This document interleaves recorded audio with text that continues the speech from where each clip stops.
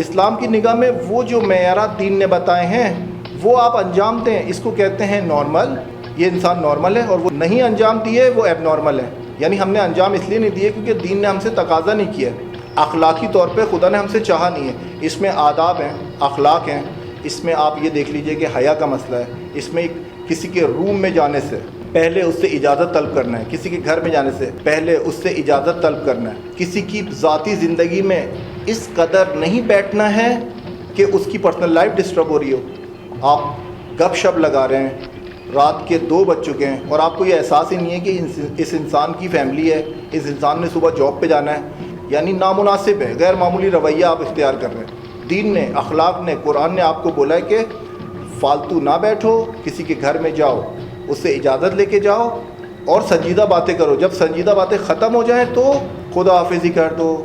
غیر سنجیدہ باتوں کے لیے نہ بیٹھو، گپ شپ کے لیے، نامناسب باتوں کے لیے. اخلاقیات میں جو قرآن نے ہمیں بتایا، دیکھیں اس کی مثال آپ لیجئے کہ انتہائی افسوس کے ساتھ ہمیں یہ کہنا پڑتا ہے کہ ظاہر درد ہمارا خود کا ہے اور اس درد کی دوا بھی ہم نے خود ہی کرنی ہے. آپ نے حرم امامان پر، معصومین کے حرم پر، کربلا، نجف یا یہاں ایران میں بھی بی بی معصومہ قوم پہ، حرم پہ، ہم نے دیکھا ہے کہ بعض اوقات دستے جو آتے ہیں عزاداری والے وہ ایک عجیب حالت میں آتے ہیں. یعنی ایک دستے کو دیکھا کہ وہ زمین پر کیڑے کی طرح رینگ رینگ کر اپنے آپ کو زری تک پہنچا رہے تھے. یعنی اپنے چہروں کو، اپنی ناک کو اور اپنے پیشانی کو زمین پر، فرش پر، سنگ مرمر پر گھسیٹ رہے تھے اور گھسیٹنے کی وجہ سے ان کے پورے چہرے زخم سے بھر گئے تھے. یہ اخلاق اسلامی تو نہیں ہے. یہ بات کسی نے ان کے ذہن میں ڈالی ہے کہ آپ اگر اس حالت میں بی بی معصومہ کے حرم میں جائیں گے تو بی بی بڑی خوش ہوں گی. وہ بی بی جس کی بیٹی ہیں اور جس کی بہن ہیں، انہوں نے تو ہمیں اس بات کی طرف رہنمائی نہیں کی. تو آپ نے یہ کس سے سن کے یہ عمل کو انجام دے لیا؟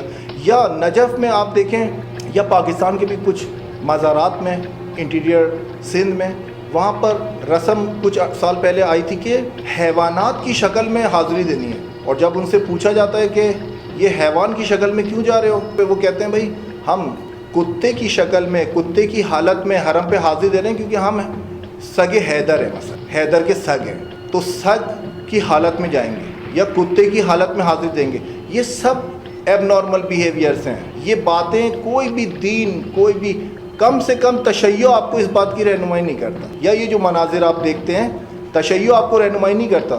اگر کسی شاعر نے آپ کے دماغ میں ڈالا ہے کہ سگ حیدر بنو، یا میں سگ حیدر ہوں، یا میں حیدر کا کتا ہوں، اس نے کتے سے ایک وفاداری کی صفات کے عنوان سے یہ بات کہی ہے، نہ کہ آپ خود پاؤں اور ہاتھ کے ذریعے کتے کی شکل بنا کے آپ نجف میں امام علی کے روضے پر داخل ہوں. اگر آپ کو بہت زیادہ امام علی سے محبت ہے تو آپ ان کے وفادار بنیں، اپنی وفاداری ان سے ثابت کریں.